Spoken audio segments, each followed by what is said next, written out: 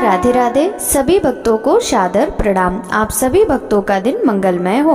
भक्तों, आज सुनिए भाद्रपद मास महात्म्य के 13वें अध्याय की कथा। इस अध्याय के अंतर्गत आप श्रवण करेंगे राजा इंद्रगुम्न के द्वारा श्री भगवान विष्णु की स्तुति। राजा को स्वप्न में और प्रत्यक्ष भी भगवान का दर्शन, भगवत प्रतिमाओं का निर्माण, स्थापन और यात्रा की महिमा की कथा का रसपान करेंगे। तो चलिए भक्तों, वीडियो शुरू करते हैं। ब्रह्मा जी कहते हैं, अश्वमेध यज्ञ के अनुष्ठान और प्रसाद निर्माण का कार्य पूर्ण हो जाने पर राजा इंद्रगुम्न के मन में दिन रात प्रतिमा के लिए चिंता रहने लगी। वे सोचने लगे, कौन सा उपाय करूं जिससे सृष्टि पालन संहार करने वाले लोक पावन भगवान पुरुषोत्तम का मुझे दर्शन हो। इसी चिंता में निमग्न होने के कारण उन्हें न रात में नींद आती न दिन में। वे न तो भांति भांति के भोग भोगते और न स्नान और श्रृंगार ही करते। वाल, सुगंध, संगीत, अंगराग, इंद्रनील, महानील, पद्म राग, सोना, चांदी, हीरा, स्फटिक आदि मणियां, राग, अर्थ, काम, वन्य पदार्थ अथवा दिव्य वस्तुओं से भी उनके मन को संतोष नहीं होता। पत्थर, मिट्टी और लकड़ी में से इन पृथ्वी पर सर्वोत्तम वस्तु कौन है?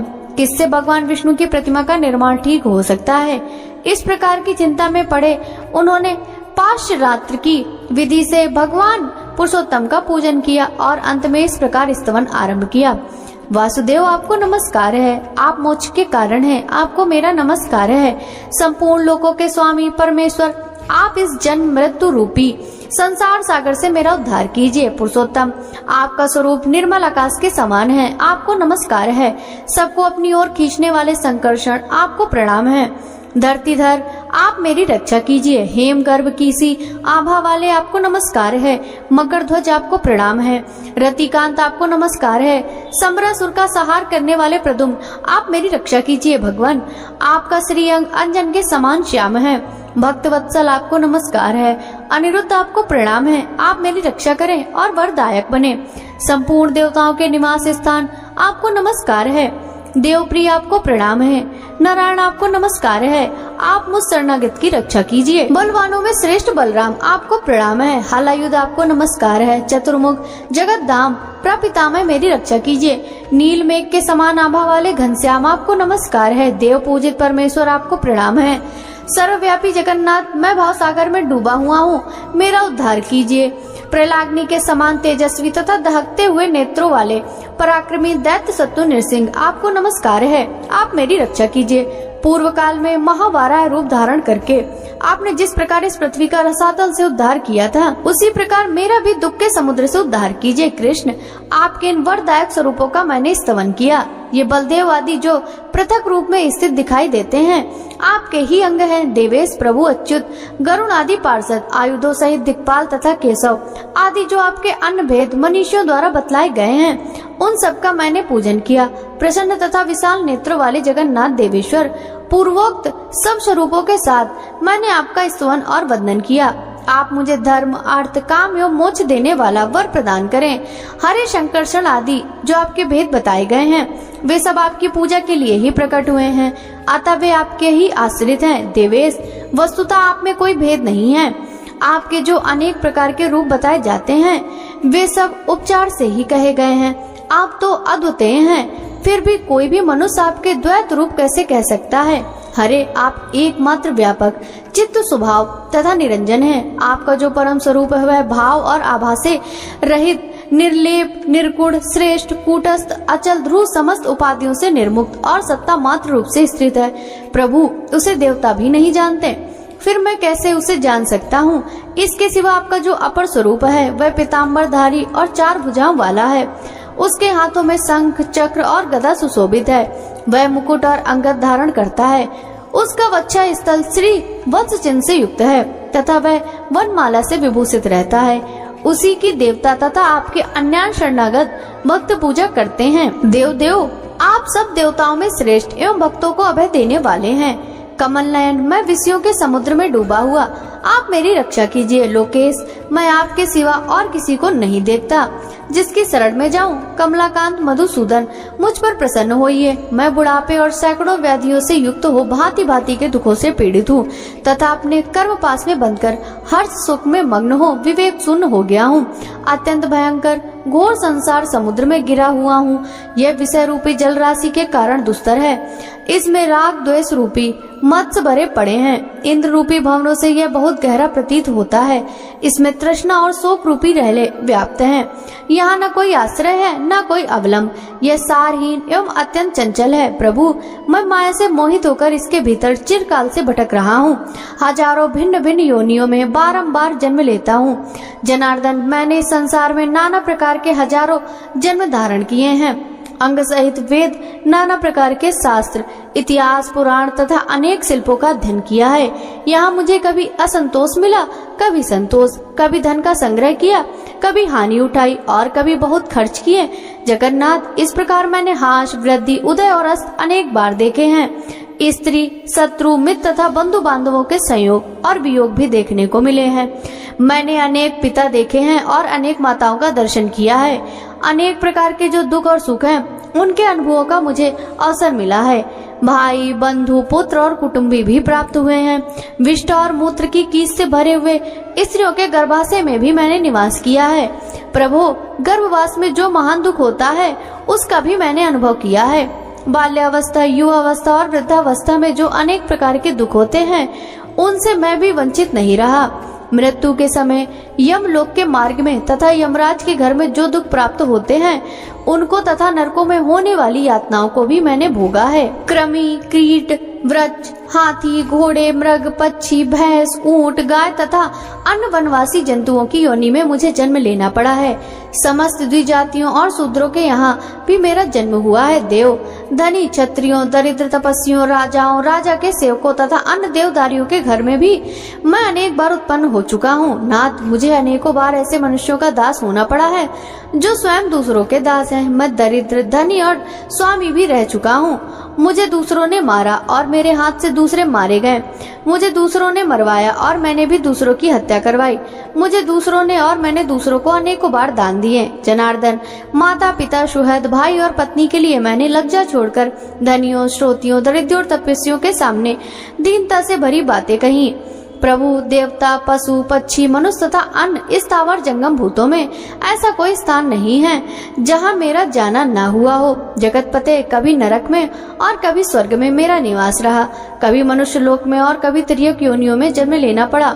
सुरश्रेष्ठ, जैसे रहट में रस्सी से बंधी हुई घंटी कभी ऊपर जाती, कभी नीचे आती और कभी बीच में ठहरी रहती, उसी प्रकार मैं कर्म रूपी रज्जु में बंधकर दया योग से ऊपर नीचे तथा मध्यवर्ती लोक में भटक रहते हूँ। इस प्रकार यह संसार चक्र बड़ा ही भयानक एवं रोमांचकारी है। मैं इसमें दीर्घ काल से घूम रहा हूँ, किंतु कभी इसका अंत नहीं दिखाई देता। समझ में नहीं आता अब क्या करूं। हरे, हमारी संपूर्ण इंद्रियां व्याकुल हो गईं। मैं सोकर तृष्णा से आक्रांत होकर अब कहाँ जाऊं।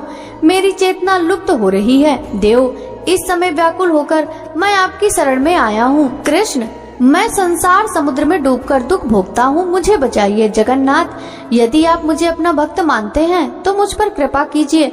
आपके सिवा दूसरा कोई ऐसा बंधु नहीं है जो मेरी चिंता करेगा। देव, प्रभु, आप जैसे स्वामी की शरणों में आकर अब मुझे जीवन मरण तथा योगक्षेम के लिए कहीं भी भय नहीं होता। देव, जो नराधम आपकी विधि पूर्वक पूजा नहीं करते, उनकी इस संसार सागर बंधन से मुक्ति एवं सदगति कैसे हो सकती है। जगदाधार भगवान केशव में जिनकी भक्ति नहीं होती, उनके कुल, सील, विद्या और जीवन से क्या लाभ। जो आसुरी प्रकृति का आश्रय ले विवेक शून्य हो जाने आपकी निंदा करते हैं, वे बारंबार जन्म लेकर घोर नरक में पड़ते हैं तथा उस नरक समुद्र से उनका कभी उद्धार नहीं होता। देव, जो दुराचारी नीच पुरुष आप पर दोषारोपण करते हैं, वे कभी नरक से छुटकारा नहीं पाते। हरे, मैंने अपने कर्मों में बंधे रहने के कारण जहाँ कहीं भी जन्म हो, वहाँ सर्वदा आप में मेरी दृढ़ भक्ति बनी रहे। देव, आपकी आराधना करके देवता, दैत्य, मनुष्य तथा अन्य संयमी पुरुषों ने परम सिद्धि प्राप्त की है, फिर कौन आपकी पूजा न करेगा। भगवान, ब्रह्मा आदि देवता भी आपकी स्तुति करने में समर्थ नहीं है, फिर मानव बुद्धि लेकर मैं आपकी स्तुति कैसे कर सकता हूँ। क्योंकि आप प्रकृति से परे परमेश्वर हैं। प्रभु, मैंने अज्ञान के भाव से आपकी स्तुति की है। यदि आपकी मुझ पर दया हो तो मेरे इस अपराध को क्षमा करें।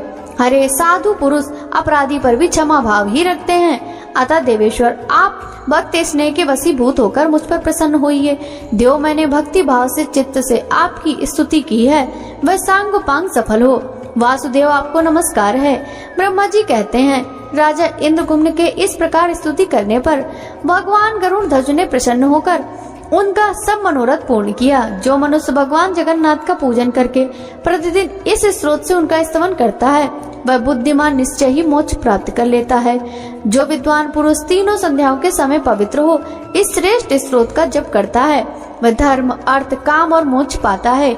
जो एकाग्र चित्त हो इसका पाठ या श्रवण करता है अथवा दूसरों को सुनाता है, वह पाप रहित हो भगवान विष्णु के सनातन धाम में जाता है। यह स्रोत परम प्रशंसनीय, पापों को दूर करने वाला, भोग एवं मोक्ष देने वाला, कल्याणमय, गोपनीय, अत्यंत दुर्लभ तथा पवित्र है। इसे जिस किसी मनुष्य को नहीं देना चाहिए। नास्तिक, मूर्ख, कृतज्ञ, अभिमानी, दुष्ट बुद्धि तथा अभक्त मनुष्य को कभी इसका उपदेश न दे। जिसके हृदय में भक्ति हो, जो गुणवान हो, शीलवान हो, विष्णु भक्त, शांत तथा श्रद्धा पूर्वक अनुष्ठान करने वाला हो, उसी को इसका उपदेश देना चाहिए। जो निर्मल हृदय वाले मनुष्य उन परम सूक्ष्म नित्य पुराण पुरुष मुरारी श्री विष्णु भगवान का ध्यान करते हैं, वे मुक्ति के भागी हो भगवान विष्णु में प्रवेश कर जाते हैं। ठीक उसी तरह जैसे मंत्रों द्वारा यज्ञाग्नि में हवन किया हुआ हविष्य भगवान विष्णु को प्राप्त होता है।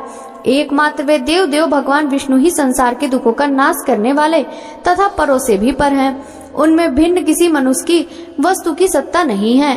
वे ही सबकी सृष्टि, पालन और संहार करने वाले हैं। वे ही समस्त संसार में सारभूत हैं। मोक्ष सुख देने वाले जगत गुरु भगवान श्री कृष्ण में यहाँ जिनकी भक्ति नहीं होती, उन्हें विद्या से, अपने गुणों से तथा यज्ञ, ज्ञान, दान और कठोर तपस्या से क्या लाभ हुआ।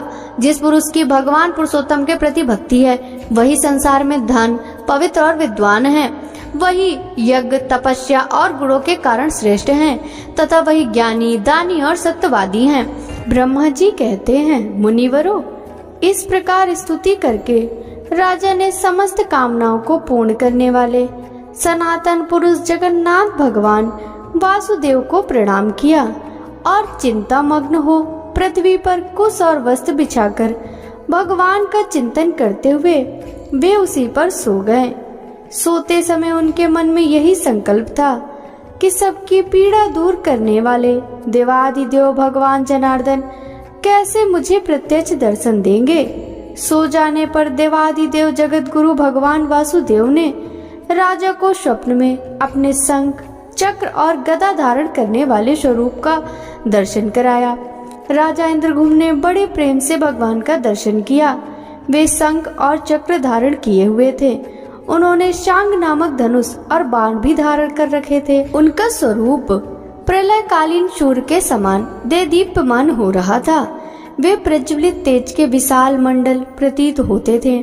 उनका श्रीअंग नीले पुखराज के समान श्याम था। वे गरुड़ के कंधे पर विराजमान थे और उनके 8 भुजाएं शोभा पा रही थीं। दर्शन देकर भगवान ने उनसे कहा, राजन, तुम्हें साधुवाद है। तुम्हारे इस दिव्य यज्ञ से, भक्ति से और श्रद्धा से मैं बहुत संतुष्ट हूँ। महिपाल, तुम व्यर्थ क्यों सोच में पड़े हो। राजन, यहाँ जो जगत पूज्य सनातनी प्रतिमा है, उसकी प्राप्ति का उपाय तुम्हें बतलाता हूँ।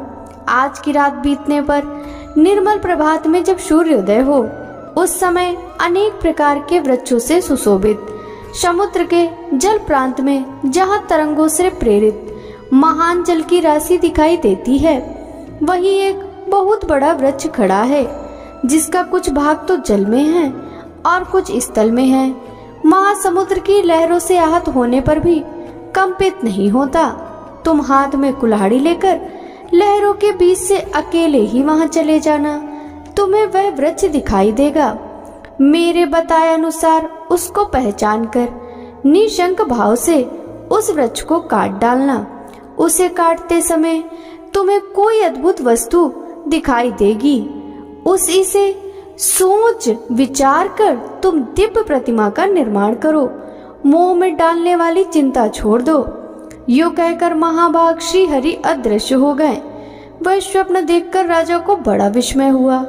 उस रात्रि को देखते हुए वे भगवान में मन लगा उठ बैठे और वैष्णव मंत्र एवं विष्णु सूक्त का जाप करने लगे। प्रातः काल उठे और भगवत स्मरण करते हुए विधि पूर्वक उन्होंने समुद्र में स्नान किया। फिर ब्राह्मणों को नगर और गांव आदि दान में दे पूर्वाह्न कृत्य करके समुद्र के तट पर गए। वहां अकेले ही महाराज ने समुद्र की महाबेला में प्रवेश किया और उस तेजस्वी महावृक्ष को देखा। वह बहुत ऊंचा था और उससे बड़ी बड़ी जटाएं लटक रही थीं। उसे देखकर राजा इंद्रगुम्न बहुत प्रसन्न हुए। उन्होंने तीखे फरसे से उस वृक्ष को काट गिराया और उसके 2 टुकड़े करने का विचार किया। फिर उन्होंने जब काष्ठ का भली भांति निरीक्षण किया तब एक अद्भुत बात दिखाई दी। विश्वकर्मा और भगवान विष्णु दोनों ब्राह्मण का रूप धरकर वहां आए। उनके कंठ में दिव्य हार और शरीर में दिव्य अंगराग शोभा पा रहे थे। वे दोनों अपने तेज से प्रज्वलित हो रहे थे। राजा के पास आकर उन्होंने पूछा, महाराज आप यहाँ कौन सा कार्य करेंगे? किस लिए इस वनस्पति को काट गिराया है? उन दोनों की बात सुनकर राजा बहुत प्रसन्न हुए। उन्होंने मीठी वाणी में उत्तर दिया, मैं यहाँ आदि अंत से रहित देवादिदेव जगदीश्वर भगवान विष्णु की आराधना के लिए प्रतिमा बनवाना चाहता हूँ। इसके लिए स्वयं भगवान ने ही मुझे स्वप्न में प्रेरित किया है। राजा की यह बात सुनकर भगवान जगन्नाथ ने हंसकर कहा, महाराज आपका विचार बड़ा उत्तम है। इसके लिए आपको साधुवाद है। यह भयंकर संसार सागर केले के पत्ती की भांति सारहीन है। इसमें दुख की ही अधिकता है। काम क्रोध इसमें पूर्ण रूप से व्याप्त है। इंद्रिय रूपी भंवर और कीचड़ के कारण यह दुस्तर है। नाना प्रकार के सैकड़ों रोग यहाँ भंवर के समान हैं। यह संसार पानी के बुलबुले की भांति क्षणभंगुर है। इसमें रहते हुए जो आपके मन में भगवान विष्णु की आराधना का विचार उत्पन्न हुआ है, यह बहुत ही उत्तम है। महाभाग आइए, इस वृक्ष की शीतल छाया में हम दोनों के साथ बैठिए। ये मेरे साथी एक श्रेष्ठ शिल्पी हैं। ये सब प्रकार के शिल्प कर्म में साक्षात विश्वकर्मा के समान निपुण हैं। आप किनारा छोड़कर चले जाइए। ये मेरे बताए अनुसार प्रतिमा तैयार कर देंगे। ब्राह्मण की बात सुनकर राजा इंद्रगुम्न समुद्र का तट छोड़ के उनके पास चले गए और वृक्ष की शीतल छाया में बैठे। तदंतर ब्राह्मण रूपधारी विश्वात्मा भगवान ने शिल्पियों में प्रधान विश्वकर्मा को आज्ञा दी, तुम प्रतिमा बनाओ। भगवान श्री कृष्ण का रूप परम शांत हो। उनके नेत्र पद्म पत्र के समान विशाल होने चाहिए। वे वक्षा स्थल पर श्री वत्स चिन्ह तथा कौस्तुभ मणि और हाथों में शंख चक्र एवं गदा धारण किए हुए। दूसरी प्रतिमा का विग्रह दुग्ध के समान गौर वर्ण हो। उसमें स्वस्तिक का चिन्ह होना चाहिए। वे अपने हाथ में हल धारण किए हों। उनका नाम महाबली अनंत बलराम जी होगा। देवता दानव गंधर्व यक्ष विद्याधर और नाग कोई भी उनका अंत नहीं जानते, इसलिए वे भगवान अनंत कहलाते हैं। तीसरी प्रतिमा भगवान वासुदेव की बहन सुभद्रा देवी की होगी। उनके शरीर का रंग सुवर्ण के समान गौर एवं सुंदर शोभा से युक्त होना चाहिए। उनमें समस्त शुभ लक्षणों का समावेश होना आवश्यक है। भगवान का यह कथन सुनकर उत्तम कर्म करने वाले विश्वकर्मा ने तत्काल उत्तम लक्षणों से युक्त प्रतिमाएं तैयार कर दी। पहले उन्होंने बलभद्र जी की मूर्ति बनाई। उनका वर्ण शरद काल के चंद्रमा की भांति श्वेत था। नेत्रों में कुछ कुछ लालिमा थी। उनका शरीर विशाल और मस्तक फणाकार होने से विकट जान पड़ता था।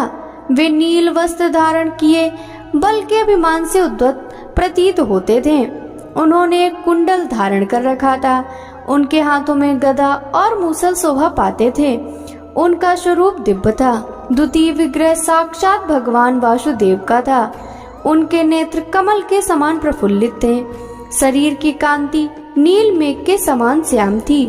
उनकी श्याम आभा तीसी के फूल सी प्रतीत होती थी। बड़े बड़े नेत्र कमल पत्र की उपमा धारण करते थे। शरीर पर पीतांबर शोभा पा रहा था। वक्षा स्थल में श्री यक्ष का चिन्ह, हाथ में चक्र था। इस प्रकार वे सर्व पापहारी श्रीहरि बड़े ही दिव्य दिखाई देते थे। तीसरी प्रतिमा सुभद्रा की थी, जिनकी देह की दिव्य कांति सोने की चमक रही थी। नेत्र कमल पत्र के समान विशाल थे। उनका अंग विचित्र वस्त्र से आच्छादित था। वे हार और केयूर आदि विचित्र आभूषणों से सुशोभित थी। गले में रत्नमय हार लटक रहा था। इस प्रकार विश्वकर्मा ने उनकी बड़ी रमणीय प्रतिमा बनाई। राजा इंद्रगुम्न ने यह बड़ी ही अद्भुत बात देखी। सब प्रतिमाएं एक ही क्षण में बन गईं। सभी दो दिव्य वस्त्रों से आच्छादित थीं। सभी भांति भांति के रत्नों से श्रृंगार किया था और सभी अत्यंत मनोहर एवं समस्त लक्षणों से संपन्न थी। उन्हें देखकर राजा अत्यंत आश्चर्यमग्न होकर बोले, आप दोनों ब्राह्मण के रूप में साक्षात देवता तो नहीं पधारे हैं। आप दोनों के कर्म अद्भुत हैं। आपके व्यवहार देवताओं से हैं। निश्चय ही आप मनुष्य नहीं जान पड़ते। आप देवता हैं या मनुष्य, यक्ष हैं अथवा विद्याधर। आप ब्रह्मा और विष्णु तो नहीं हैं। ये दोनों अश्विनी कुमार तो नहीं हैं। आप मायामय रूप से स्थित हैं, अतः आपके यथार्थ स्वरूप को मैं नहीं जानता। अब आप ही दोनों की शरण में आया हूँ। मेरे सामने अपने स्वरूप को प्रकाशित कीजिए। श्री भगवान बोले, मैं देवता, यक्ष, दैत्य, देवराज, इंद्र, ब्रह्मा अथवा रुद्र नहीं हूँ। मुझे पुरुषोत्तम समझो। मैं समस्त लोगों की पीड़ा दूर करने वाला, अनंत बैल पौरुष से संपन्न और संपूर्ण भूतों का आराध्य हूँ। मेरा कभी अंत नहीं होता, जिसका सब शास्त्रों में उल्लेख किया जाता है, वेदांत ग्रंथों में वर्णन मिलता है, जिसे योगी जन ज्ञान गम और वसुदेव कहते हैं। वह परमात्मा मैं ही हूँ। स्वयं मैं ही ब्रह्मा, मैं ही विष्णु, मैं ही शिव, मैं ही देवराज इंद्र तथा मैं ही जगत का नियंत्रण करने वाला यम हूँ। पृथ्वी आदि 5 भूत, त्रिविध, अग्नि, जलादि, वरुण, धरती और पर्वत भी मैं ही हूँ। संसार में जो कुछ भी वाणी से कहा जाने वाला स्थावर जंगम भूत है, वह मेरा ही स्वरूप है। यह चराचर विश्व मेरे अतिरिक्त कुछ भी नहीं। नृपश्रेष्ठ, मैं तुम पर बहुत प्रसन्न हूँ। सुव्रत, मुझसे वर मांगो। तुम्हारे हृदय में जो अभीष्ट वस्तु है तुम्हें वह दूंगा। जो पूर्णवान नहीं है उसको स्वप्न में भी मेरा दर्शन नहीं होता। तुम्हारी जो मुझ में दृढ़ भक्ति है, इसीलिए तुमने मेरा प्रत्यक्ष दर्शन किया है। भगवान वासुदेव का यह वचन सुनकर राजा के शरीर में रोमांच हो आया। वे इस प्रकार स्तोत्र गान करने लगे। लक्ष्मीकांत, आपको नमस्कार है। श्रीपते, आपके दिव्य विग्रह पर पीत वस्त्र शोभा पाते हैं। आप लक्ष्मी प्रदान करने वाले और लक्ष्मी के स्वामी हैं। श्रीनिवास, आप लक्ष्मी के धाम हैं। आपको नमस्कार है।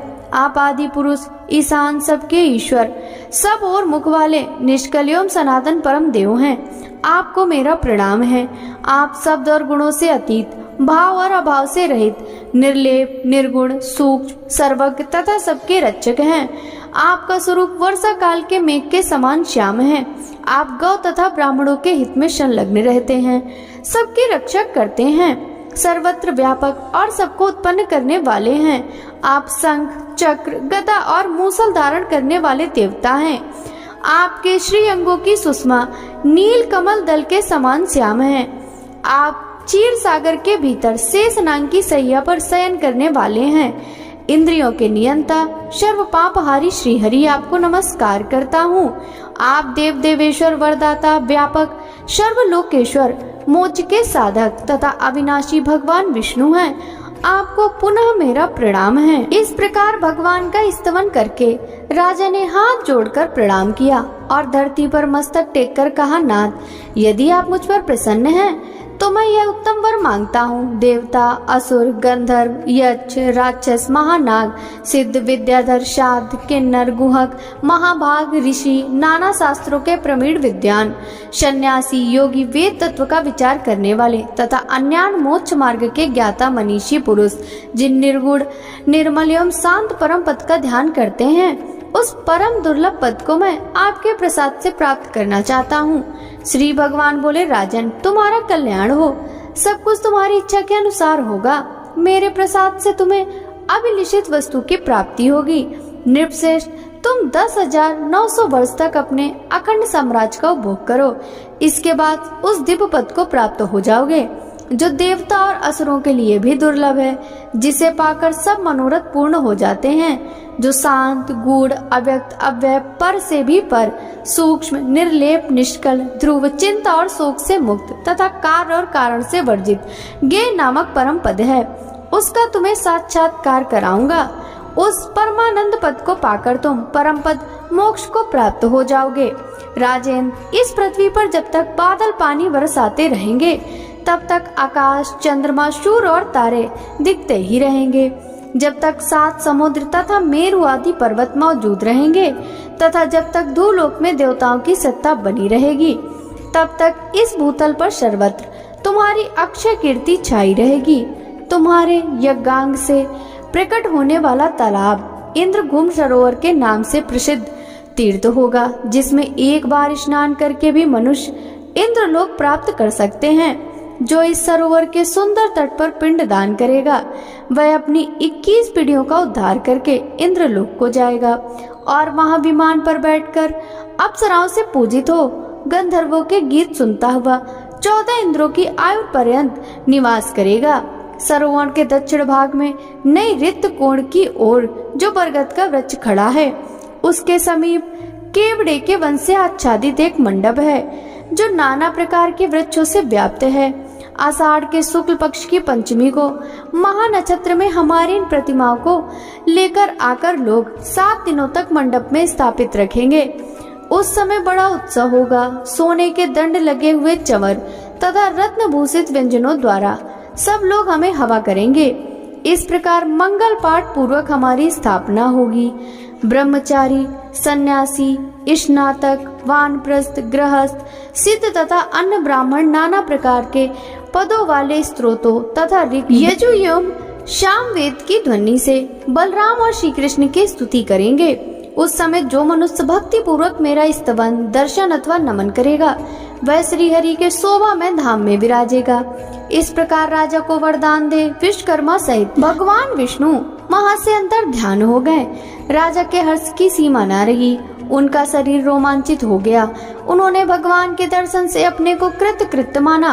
तत्पश्चात श्री कृष्ण, बलराम और वरदायिनी सुभद्रा को मणिकांचनित विमानाकार रथों में बिठाकर वे बुद्धिमान नरेश, अमात्य और मंत्रियों सहित मंगल पाठ तथा बाजे गाजे के साथ ले आए और उन्हें परम मनोहर पवित्र स्थान में पधराया।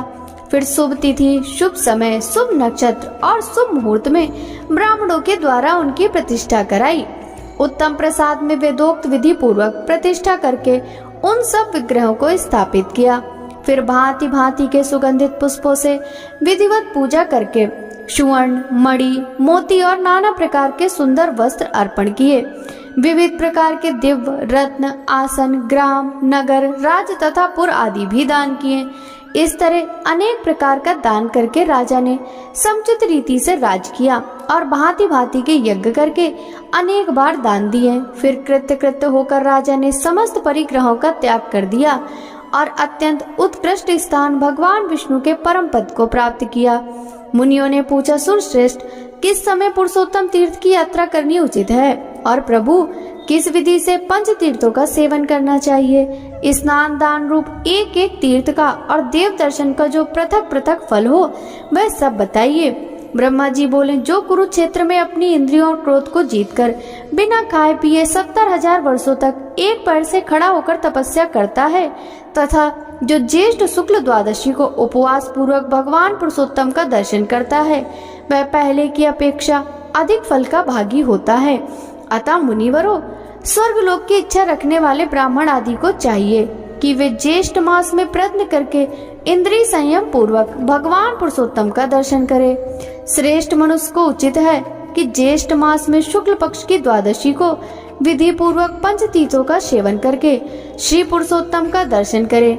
जो ज्येष्ठ की द्वादशी को अविनाशी देवता भगवान पुरुषोत्तम का दर्शन करते हैं वे विष्णु लोक में पहुंचकर कभी वहां से नीचे नहीं गिरते हैं। अतः ज्येष्ठ में प्रयत्न पूर्वक वहां की यात्रा करनी चाहिए और वहां पंच तीर्थ सेवन पूर्वक पुरुषोत्तम का दर्शन करना चाहिए।